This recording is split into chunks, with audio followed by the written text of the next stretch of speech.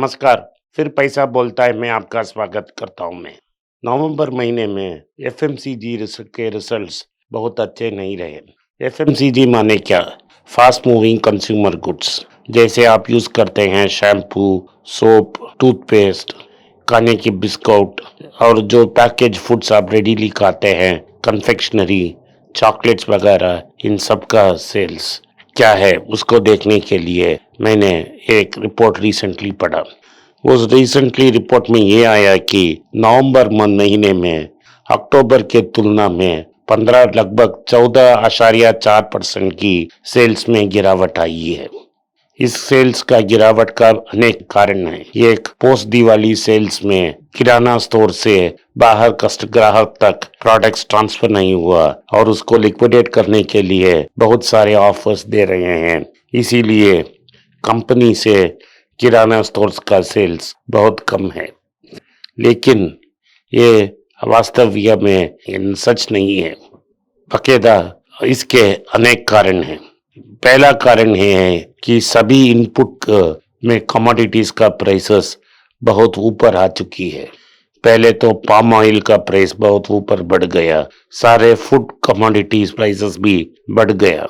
Hindustan Unilever ने 1 से लेके 33% तक अपने सारे प्रोडक्ट का प्राइस ऊपर बढ़ा दिया।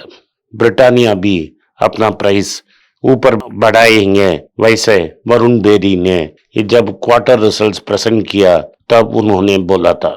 ऐसे एफएमसीजी कंपनियां दो टाइप से अपने इन्फ्लेशन के हेज करते हैं। एक तो प्राइसेस को रेस करते हैं, लेकिन सिर्फ प्राइसेस को रेस करने से ग्राहक भाग जाएगा।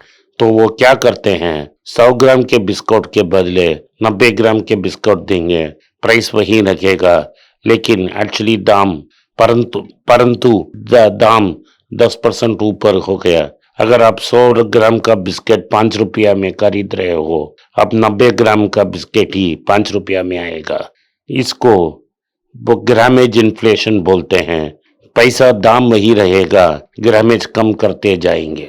गॉडरेज कंज्यूमर का रिजल्ट भी मैंने इधर एनालाइज किया इसी चैनल में।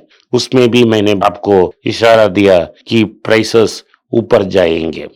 लेकिन दूसरा एक ट्रेंड भी मिला है। कोविड खत्म हो गया, वही ग्राहक समझ रहे हैं। इसीलिए पर्सनल हाइजीन प्रोडक्ट्स का सेल्स नीचे जा रहा है।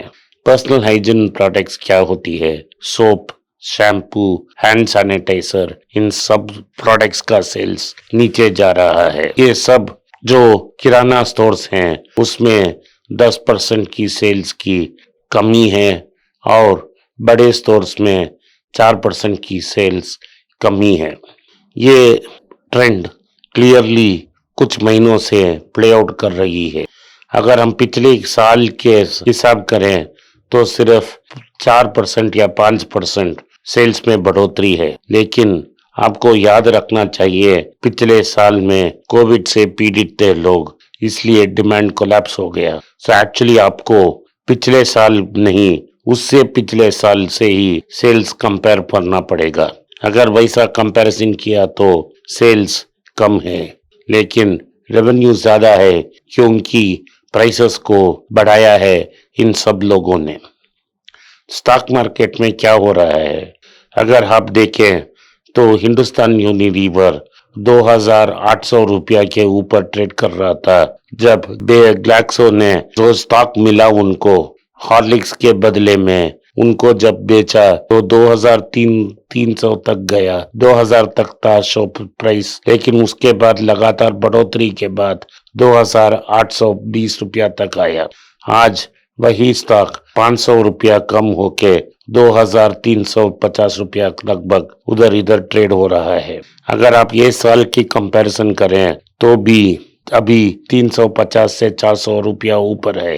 लेकिन जब मार्केट नीचे जा रहा है, हिंदुस्तान यूनिलीवर का प्राइस भी नीचे जा रहा है क्योंकि लोगों की कंजम्पशन ड्रॉप होती नजर आ रही है। लेकिन अभी भी हिंदुस्तान यूनिलीवर बहुत एक्सपेंसिव है और 66 पीई पर ट्रेड कर रही है। अगर पीई रेशियो 66 है तो आपको बड़े रूप से ही ग्रोथ आना चाहिए। उस तरह का ग्रोथ हिंदुस्तान यूनिलीवर में नहीं है। दूसरा कंपनी में देखता हूँ, ब्रिटानिया को देखता हूँ।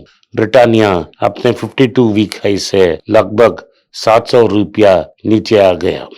दोनों कंपनी अपने 200 मूविंग एवरेज से बहुत कम है। ब्रिटानिया का सेल्स ग्रोथ भी बहुत टेपिड है और ऊपर सेल्स बढ़ने का कोई नजर भी नहीं है और पाम ऑयल, फ्लावर और शुगर का दाम बढ़ने से ब्रिटानिया भी अपने दामों में बढ़ोतरी करने की इशारा दी है। वरुण बेरी ने बोला है 3 बार वो रेस करेंगे।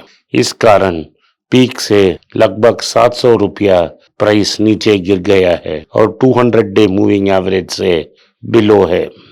तो जब मार्केट और करेक्ट होते जाएगा तो आपको एफएमसीजी स्टॉक में ध्यान देना पड़ेगा कि उधर कुछ वैल्यू बाइंग पॉसिबल है कि नहीं।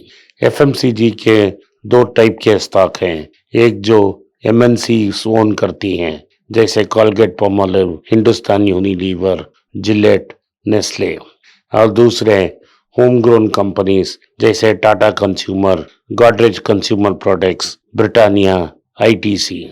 आपको एमएनसी कंपनीज को छोड़कर सिर्फ इंडियन कंपनीज पर ध्यान देना पड़ेगा क्योंकि इसी में बढ़ोतरी की पॉसिबिलिटीज बहुत ज्यादा हैं। वैल्यूएशन भी कम है, मार्केट एक्सपेंशन भी ज्यादा होगा।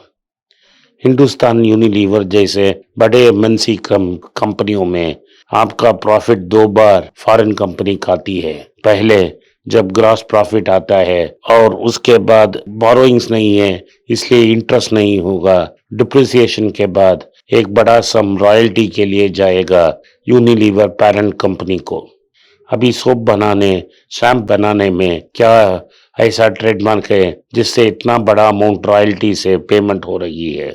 तो मेरा ऐसा सब एमएनसी कंपनियां रॉयल्टी लेती हैं, तो वो अपना दूसरे शेयर होल्डर्स के साथ पैसा नहीं शेयर करना चाहते हैं, इसीलिए रॉयल्टी का माध्यम से पैसा लेते हैं। अगर वो रॉयल्टी न लें, डिविडेंड्स ही लें, तो सभी शेयर होल्डर को प्रॉफिट्स का एक हिस्सा हाथ पे मिल जाएगा। लेकिन ये कंपनियां ऐसा नहीं करते हैं, लेकिन इनके वैल्यूएशन इतना ज्यादा है क्योंकि लोग समझते हैं इनकी कॉर्पोरेट गवर्नेंस बहुत है और वो झूठी फर्जी बैलेंस शीट नहीं देगी। लेकिन हम दावे से कह सकते हैं कि टाटा कंज्यूमर और आईटीसी का बैलेंस शीट भी फर्जी न होगा। तो हम होम ग्रोन एफएमसीजी के ओर ध्यान दें। जब जब इस मार्केट में करेक्शन आएगा आपको होम ग्रोन एफएमसीजी का स्टॉक्स खरीदना चाहिए। स्टॉक मार्केट और गिरेगा, मेरा राय है डेफिनेटली गिरेगा क्योंकि अभी तक अमेरिका में रेट्स का इंक्रीज बढ़ोतरी नहीं हुई है। जब अमेरिका में इंटरेस्ट रेट्स का बढ़ोतरी होगा, ग्रेविटेशनल पुल स्टॉक्स मार्केट को और नीचे लाएगा, तभी हमको पर्याप्त मौका मिलेगा। धन्यवाद, नमस्कार, जय हिंद। नमस्कार, मेरा नाम आनंद श्रीनिवासन है और मैं एक पर्सनल फाइनेंस कंसल्टेंट हूँ। मैं 2 यूट्यूब चैनल चलाता हूँ पर्सनल फाइनेंस के बारे में। एक मनी पेज तमिल में है। मेरे बहुत से दोस्त बोले कि मैं हिंदी में एक चैनल शुरू करूं, तो मैंने एक पैसा बोलता है नाम का एक हिंदी चैनल शुरू किया है। मैं पर्सनल निवेश के बारे में ही बात करूंगा। आप उसको सब्सक्राइब करें, अपने दोस्तों को शेयर करें। अगर आप हिंदी नहीं जानते हैं तो पैसा करें। जो आपके दोस्त हिंदी जानते हैं उनको सब्सक्राइब करने के लिए आग्रह करें। धन्यवाद, नमस्कार।